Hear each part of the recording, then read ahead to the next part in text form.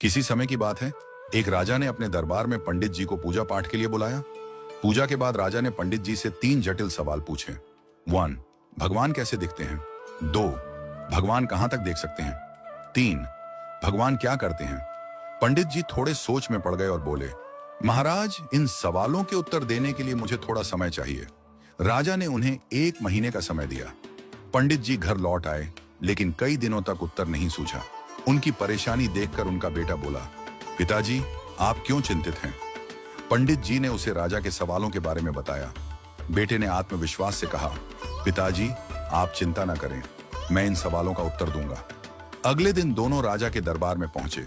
राजा ने पंडित जी से पूछा, पंडित जी, आपने मेरे सवालों के जवाब खोज लिए?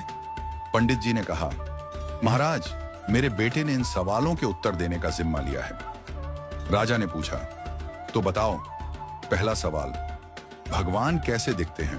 पंडित जी के बेटे ने मुस्कुराते हुए कहा, महाराज, कृपया एक कटोरी दूध मंगवाइए। दूध लाया गया। लड़के ने उसमें अपनी उंगली डालकर घुमाना शुरू कर दिया। राजा ने चौंक कर पूछा, यह क्या कर रहे हो? लड़के ने शांत स्वर में कहा, महाराज, क्या आपको इस दूध में मक्खन दिख रहा है? राजा ने सिर हिलाया और कहा, नहीं। लड़के ने उत्तर दिया, मक्खन इस दूध में ही है, लेकिन उसे निकालने के लिए दही जमाकर मथना पड़ता है। ठीक वैसे ही भगवान हर जगह हैं, पर उन्हें देखने के लिए ध्यान, साधना और सेवा का मंथन करना पड़ता है। राजा ने मुस्कुराते हुए कहा, अच्छा उत्तर दिया। अब बताओ, भगवान कहां तक देख सकते हैं?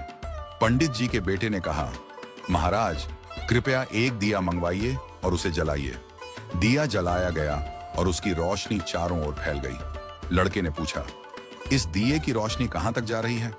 राजा ने कहा, यह तो पूरे कमरे में फैल रही है। लड़के ने उत्तर दिया, ठीक वैसे ही भगवान की दृष्टि की कोई सीमा नहीं है। जैसे इस दिए की रोशनी हर दिशा में फैलती है और सब कुछ देखती है, वैसे ही भगवान भी हर जगह सब कुछ देख सकते हैं।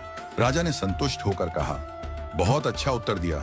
अब बताओ, भगवान क्या करते हैं? पंडित जी के बेटे ने मुस्कुराते हुए कहा, महाराज, कृपया कुछ देर के लिए अपना सिंहासन मुझे दे दीजिए और आप नीचे बैठ जाइए।